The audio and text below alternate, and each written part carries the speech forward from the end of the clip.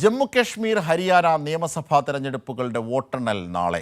വോട്ടെണ്ണലിന് മണിക്കൂറുകൾ അവശേഷിക്കെ രാഷ്ട്രീയ പാർട്ടികൾ അവസാനവട്ട വിലയിരുത്തലിലാണ്. എക്സിറ്റ് പോളുകൾ പ്രവചിച്ചതിലും മികച്ച വിജയം ഹരിയാനയിൽ നേടുമെന്നും ജമ്മു കശ്മീരിൽ കോൺഗ്രസ് നാഷണൽ കോൺഫറൻസ് ഇന്ത്യ സഖ്യം അധികാരത്തിൽ വരുമെന്നുമാണ് കോൺഗ്രസിൻ്റെ കണക്കൂട്ടൽ. അതേസമയം BJPയും രണ്ടിടങ്ങളിലും സർക്കാർ രൂപീകരിക്കുമെന്ന പ്രതീക്ഷയാണ് വെച്ചു പുലർത്തുന്നത്. 90 നിയമസഭാ സീറ്റുകളുള്ള ഹരിയാനയിൽ വ്യക്തമായ ഭൂരിപക്ഷത്തോടെ കോൺഗ്രസ് അധികാരത്തിൽ വരുമെന്നാണ് എക്സിറ്റ് പോളുകൾ പ്രവചിക്കുന്നത്.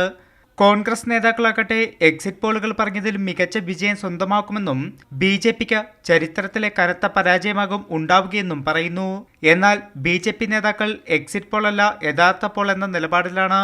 ഹരിയാനയിൽ BJPയുടെ ഭരണ തുടർച്ച തന്നെ ഉണ്ടാകുമെന്നും പാർട്ടി നേതാക്കൾ പറയുന്നു.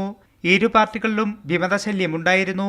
സിർസ MPയും ദളിത് നേതാവുമായ കുമാരി ഷെൽജ കോൺഗ്രസിൽ അവഗണിക്കപ്പെടുന്നുവെന്ന പ്രചരണം BJP നടത്തിയെങ്കിലും കുമാരി ഷെൽജയ്ക്കെതിരെ ലോക്സഭാ തെരഞ്ഞെടുപ്പിൽ BJPക്ക് മത്സരിച്ച അശോക് തൻവർ കോൺഗ്രസിൽ ചേർന്നത് BJPക്ക് തിരിച്ചടിയായിരുന്നു.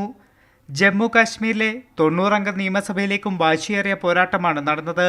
ഇവിടെ മികച്ച ഭൂരിപക്ഷം നേടി കോൺഗ്രസ് നാഷണൽ കോൺഫറൻസ് സഖ്യം അധികാരത്തിൽ വരുമെന്ന് കോൺഗ്രസ് നേതാക്കൾ അവകാശപ്പെടുന്നു. BJP ആകട്ടെ BJPക്ക് പങ്കാളിത്തമുള്ള സർക്കാർ അധികാരത്തിൽ വരുമെന്ന് അവകാശപ്പെടുന്നുണ്ട്. മെഹബൂബ മുഫ്തിയുടെ PDP ആകട്ടെ മികച്ച വിജയം നേടുമെന്ന പ്രതീക്ഷയാണ് വെച്ചു പുലർത്തുന്നത്. വോട്ടെണ്ണൽ കണക്കിലെടുത്ത സുരക്ഷാ ക്രമീകരണങ്ങളും ശക്തമാക്കിയിട്ടുണ്ട്. കൈരളി ന്യൂസ്, ദില്ലി.